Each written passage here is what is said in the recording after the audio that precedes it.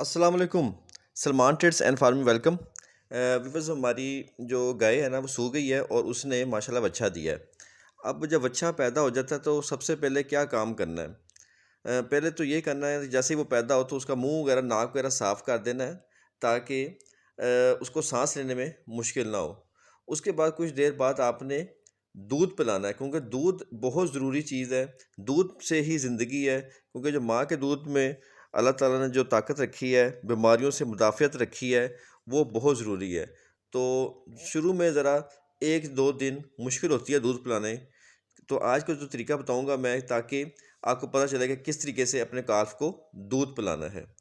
Actually شروع میں وہ دودھ نہیں پیتا، اس کو پتہ نہیں ہوتا صحیح طریقے سے، تو پکڑ کے تھن اس کے منہ میں ڈالنا پڑتا ہے اور وہ دباتا ہے.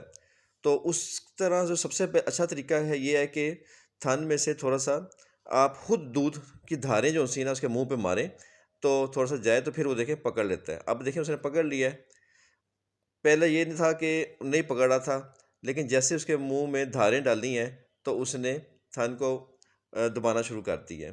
اور آپ اپنی انگلی بھی بعد میں اس کے منہ میں ڈالیں گے تو وہ بھی چوسے گا.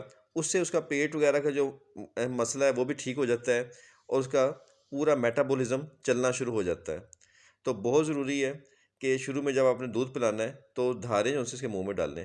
اور پہلا کام یہ بھی کر لینا ہے کہ جو گھٹی دینی ہوتی ہے وہ گڑ کی دے دیں. اس سے ان کا جو آنتڑیاں وغیرہ ہیں وہ سب صاف ہو جائیں گی.